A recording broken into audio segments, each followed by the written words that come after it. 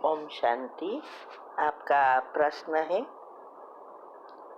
शिव बाबा कहते हैं योग अग्नि से विकर्म विनाश होते हैं। तो प्रश्न यह है कि जब योग लगाते हैं तभी हमारे थोड़े से विकर्म समाप्त हो जाते हैं, या योग करने से आत्मा धीरे धीरे पावरफुल बनती जाती है और विकर्म के रूप में जब परिस्थिति आती है तब हम अपनी पावर से उस परिस्थिति को पार कर लेते हैं, तो विकर्म विनाश होते हैं। उत्तर है, देखो, दो चीज है। जब हम योग अग्नि से विकर्म विनाश होते हैं तो वो सूक्ष्म शरीर और कारण शरीर से ही खत्म होते, स्थूल में नहीं आते हैं। तो इससे हमारी आत्मा में बहुत शक्ति भी पड़ती है और पाप कर्म भस्म भी होते हैं। लेकिन कोई भी कर्म स्थूल में आ गया, माना स्थूल शरीर में आया या जीवन में आया, तो उसके लिए हमें बहुत मेहनत करनी पड़ती है। एक तो आत्मा की शक्ति भी कम होती है, क्योंकि इसके लिए बहुत सारे विचार भी चलते हैं और उसको ठीक करने के लिए भी बहुत कुछ करना पड़ता है। तो इससे यही तो है कि भोगना से भी विकर्म विनाश होते हैं और योग से भी होते हैं। लेकिन भोगना से जो भी हमारे विकर्म विनाश होते हैं तो उसमें आत्मा की शक्ति ड्रेन भी हो जाती है, इसीलिए चाहिए इतनी शक्ति नहीं पड़ती। लेकिन योग अग्नि से हमारे अंदर बहुत शक्ति भी आती है। इसीलिए दो तरह से फायदा होता है। एक तो हमारी आत्मा की शक्ति बढ़ती भी है और हमारी बचत भी होती है। तो जब परिस्थिति आती है, क्योंकि कई कर्म कड़े हैं जो फल देने के लिए तैयार हो गया है, तो वो कड़े कर्म परिस्थिति के रूप में बाहर दिखाई देगा। तो उस समय हम उसके बारे में नेगेटिव चिंतन न करके उसको बाबा की, माना भगवान की शक्ति ले के उस आई हुई नेगेटिव एनर्जी को हम भस्म कर देंगे। इसीलिए वो उस समय हम नए पाप कर्म भी नहीं बनाएंगे, नहीं हमारी आत्मा की शक्ति पर असर पड़ेगा, क्योंकि हमारे पास इंद्रियों पर पूरा कंट्रोल है और मन पर भी पूरा कंट्रोल है। तो तुरंत क्या, क्यों, कैसे कुछ भी नहीं संकल्प आएगा और तुरंत फुल स्टॉप लग जाएगा। हम बाबा से शक्ति खींचेंगे और उस एनर्जी को बदल देंगे, तो उससे हमारी शक्ति बढ़ेगी। इसीलिए परिस्थिति को पार करने के लिए जो हमें शक्ति चाहिए, वो शक्ति हमारे योग से ही आएगी।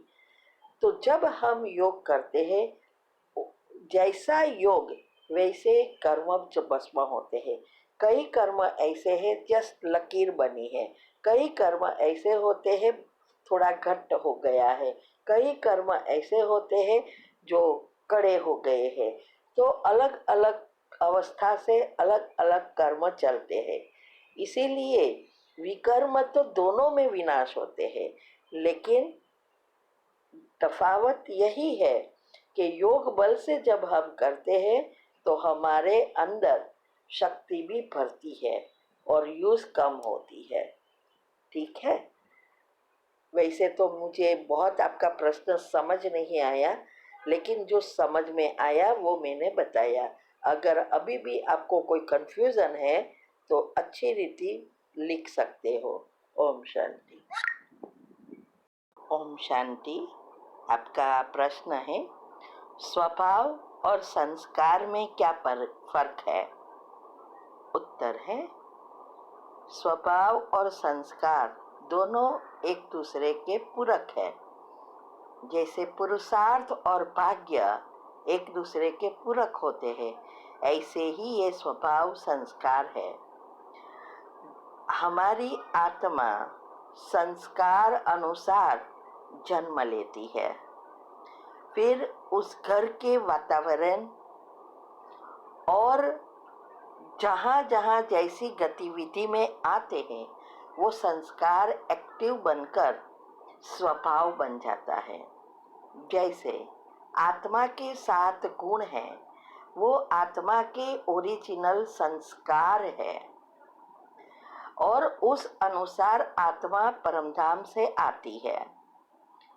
फिर जब वो नीचे आती है तो इस प्रकृति के जो तत्व है उस या दुनिया का वातावरण अनुसार और जिस घर में वो जाती है तो उस अनुसार उसके सारे गुण एक्टिव होते हैं और वो स्वभाव बन जाता है।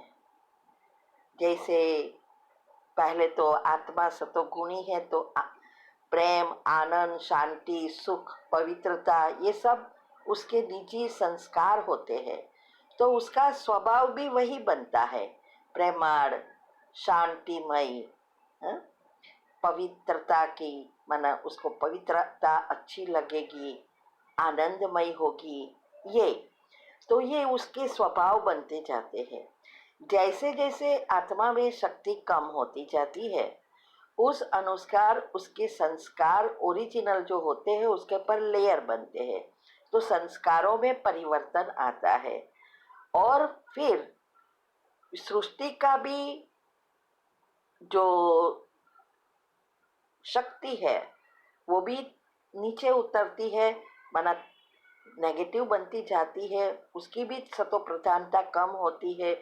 उस अनुसार घर की जो भी आत्माएं घर में है, माता पिता भाई बहन जो भी आत्माएं हैं उस आत्माओं की भी कला कम होती है, तो उस अनुसार धीरे धीरे वो संस्कारों का जो परिवर्तन होता जाता है तो स्वभाव का भी परिवर्तन होता है। और अभी जो कलयुग है, कलयुग में अभी हमारे जो भी अवगुण है वो एक्टिव हो गए हैं, इसीलिए नेगेटिव जो भी विचार है तो स्वभाव भी हमारा वैसा ही बन गया है। तो ये दोनों एक दूसरे के पूरक होते हैं। तो संस्कार बीज है, स्वभाव उसका फल है, उत्पादन है। ठीक है। ओम शांति।